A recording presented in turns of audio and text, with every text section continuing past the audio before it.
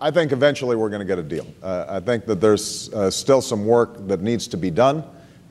Look, we should not have been in this crisis in the first place. It's a consequence of reckless behavior on Wall Street and regulators being asleep at the switch. But right now, there has to be a sense of urgency on the part of everybody because this is putting jobs at risk, economic growth at risk, small businesses at risk, the financial markets and people's retirement accounts over time potentially at risk. So we've got to move rapidly.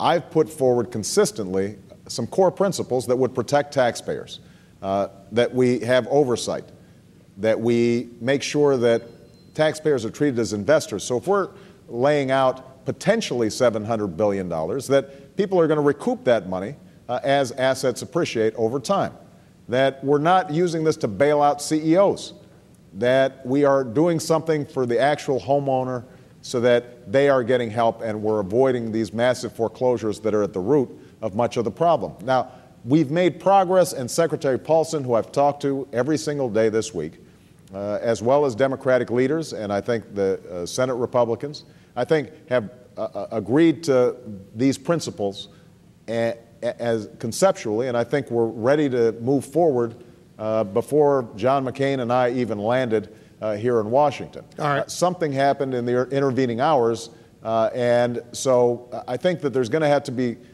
some discussions between the President, Secretary Paulson, House Republicans, perhaps Senate Republicans, although they have been, I think, working well with the Senate Democrats to figure out what exactly they want additionally to see to make this thing work. Senator Obama, I spoke earlier, just a little while ago, with Senator Chris Dodd, the chairman of the Senate Banking Committee, and he was in that meeting as well. He suggested that he really didn't understand Senator McCain's position, but he threw out the notion that maybe he is now part of the problem rather than part of the solution. You tend to agree with that assessment based on what you heard yourself from Senator McCain in that room?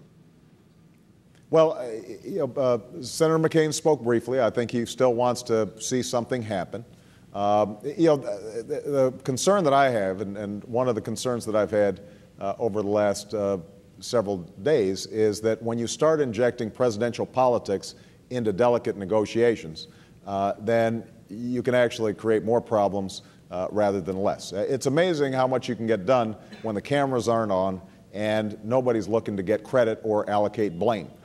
And I think that both myself and Senator McCain need to be very careful in terms of how we inject ourselves into this process. What we should be doing is talking about what we expect to do in order to lead the country down the long-term path of economic growth, because families were having trouble even before this Wall Street crisis hit.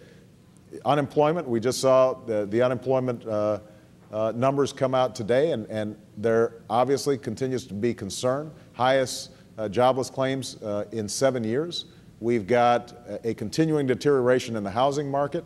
People are worried about rising health care costs. We just had a report today that people's health care deductibles have gone up close to 30% just in the last year.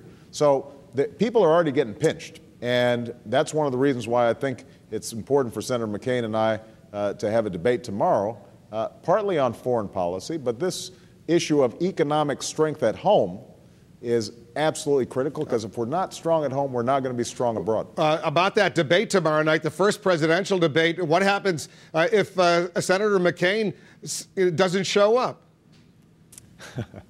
Well, I hope he does, and I'm not going to speculate at this point. I'm going to be staying here in Washington tonight. I'll be monitoring the situation. I've found that I've been able to stay entirely on top of the negotiations around the financial crisis by phone. I talk to Secretary Paulson at least once a day, sometimes twice. I've been in conversations with the congressional leadership constantly.